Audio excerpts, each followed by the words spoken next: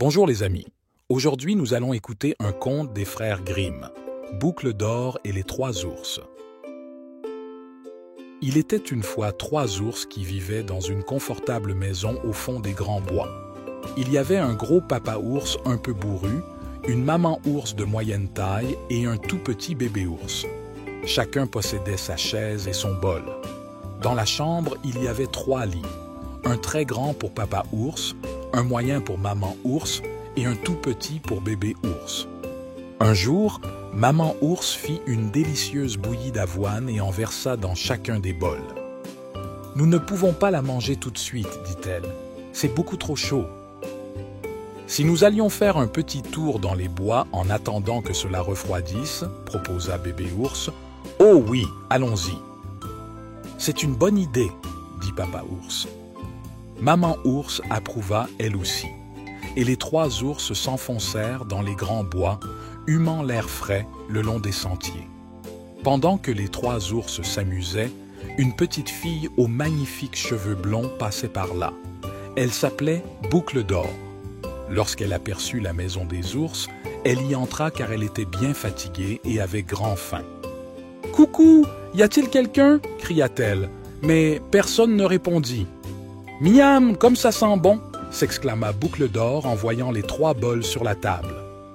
Elle grimpa sur un tabouret pour goûter la bouillie de papa ours.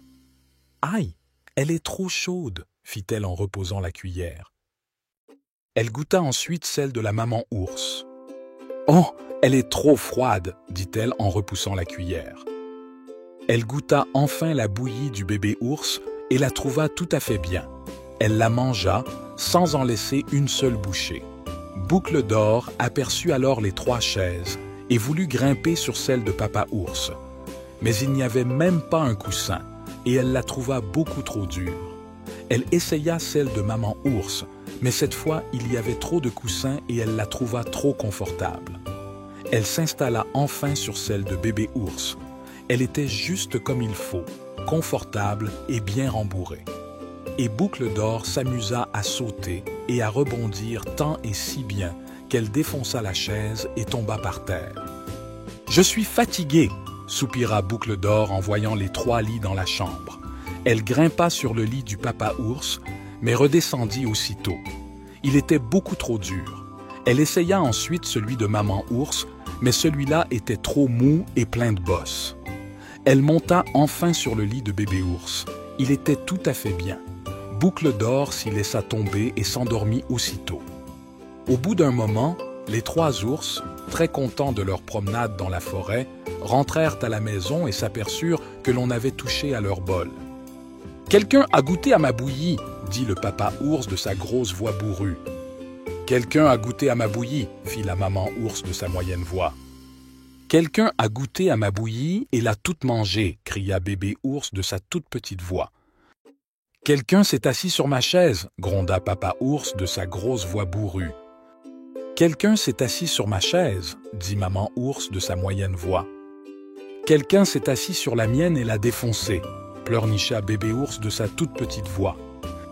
Ils allèrent ensuite dans leur chambre. « On s'est couché sur mon lit » s'écria le papa ours de sa grosse voix. « On s'est couché sur le mien » dit maman ours de sa moyenne voix. « Venez voir, quelqu'un est couché dans mon petit lit » s'exclama le bébé ours tout surpris. Papa ours avait une si grosse voix que Boucle d'or entendit en rêve le barrissement d'un éléphant. Quand maman ours prit la parole, elle crut qu'un corbeau croassait. En entendant bébé ours, elle crut être piquée à l'oreille par un gros bourdon velu et elle s'éveilla en sursaut. Elle aperçut alors les trois ours.